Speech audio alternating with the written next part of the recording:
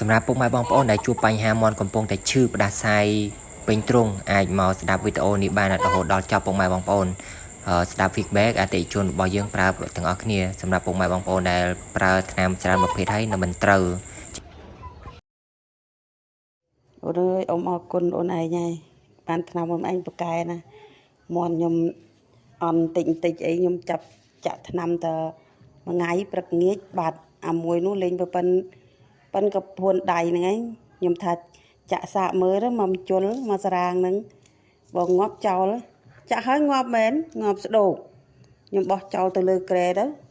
ดาจอดาลางมันตู้จะเคยเงือบชะงะดาปล่อยโอ้นำในประกายเหม็น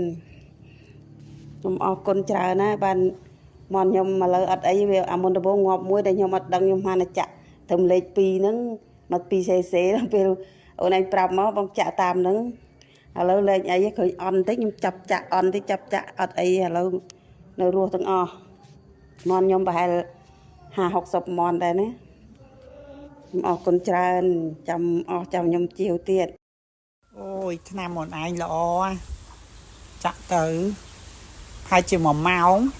មន់អត់ស៊ីចំណីសុទ្ធលើវាស៊ីចំណីវិញហើយមន់ហ្នឹងខ្ញុំទិញពូជយកមកធ្វើពូជទៀតខ្ញុំថ្លៃទៀត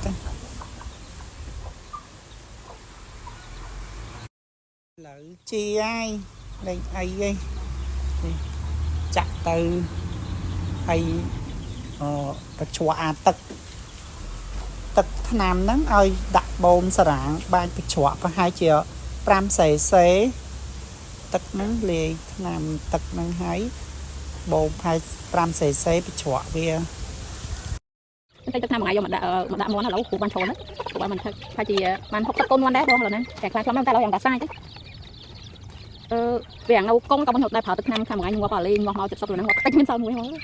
ឥឡូវទឹកថ្នាំមួយថ្ងៃយកបានពេញដីដល់ពេញដីឥឡូវហ្នឹងដាក់តែជើងហ្នឹងហើយអត់អីទេបងហ្នឹងហើយហេប្រើត្រូវសពផ្សាយបងប្រើត្រូវសពផ្សាយតែមានអីឲ្យមិត្តភក្តិស្គាល់ហ្នឹងឲ្យទិញមកប្រើទៅចាក់ផ្ដាសាយក្តៅខ្លួននេះជាលឿនខ្ញុំចាក់ទៅមាន់ខ្ញុំសុំអញអន់គេខកឥឡូវចាក់មកបញ្ចូលថ្ងៃហ្នឹងឲ្យបានចាក់សោះប៉ុន្តែវាអីចាំមើលយប់ហ្នឹងចាំចាក់2បញ្ចូលលៀនបើតាមចាក់3បញ្ចូលហ្នឹងល្អបាត់ហើយបើខ្ញុំចាក់តែ2គេខកក្តៅខ្លួនអត់ទាំងល្ងាវផងចាក់ថ្ងៃហ្នឹងទៅឥឡូវល្ងាវភិលស៊ីចំណៃបានវិញចឹងដូចពុកម៉ែបងប្អូនបានស្ដាប់feedback របស់អតិថិជនដែលគាត់ធ្លាប់បានប្រើមាន feedback ច្រើនទៀតដែលយើងបានពីអតិថិជនតែយើងអត់បានដាក់ចឹងគឺថ្នាំនេះសម្រាប់ព្យាបាលគឺល្អមែនទែនពុកម៉ែបងប្អូនចឹងសម្រាប់ព្យាបាលមាន់ផ្ដាសាយផ្លូវដង្ហើមរួញកធ្លាក់ស្លាប់អត់រលាយកែរាកសរាកខៀវរាកទឹកហើមមុខហើមភ្នែកបងប្អូននេះគឺពូកែមែនទែនហ្នឹងហើយទាំងប្រភេទម្សៅទាំងប្រភេទចាក់ពុកម៉ែបងប្អូនជាពិសេសពពួកថ្នាំចាក់បងប្អូនល្អប្រើណាស់ពុកម៉ែបងប្អូនអើយចាក់គឺយើងចាក់តាម្ដងរយៈពេល2ម៉ោងក្រោយយើងដឹងលទ្ធផលហើយពុកម៉ែបងប្អូនសម្រាប់មាន់ផ្ដាសាយហើមមុខហើមភ្នែកគឺល្អប្រើបំផុត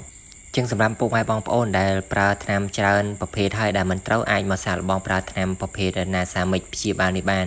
គឺប្រើឲ្យมันខកបំណងទីពុកម៉ែបងប្អូនមិនស្ដាយលុយទេ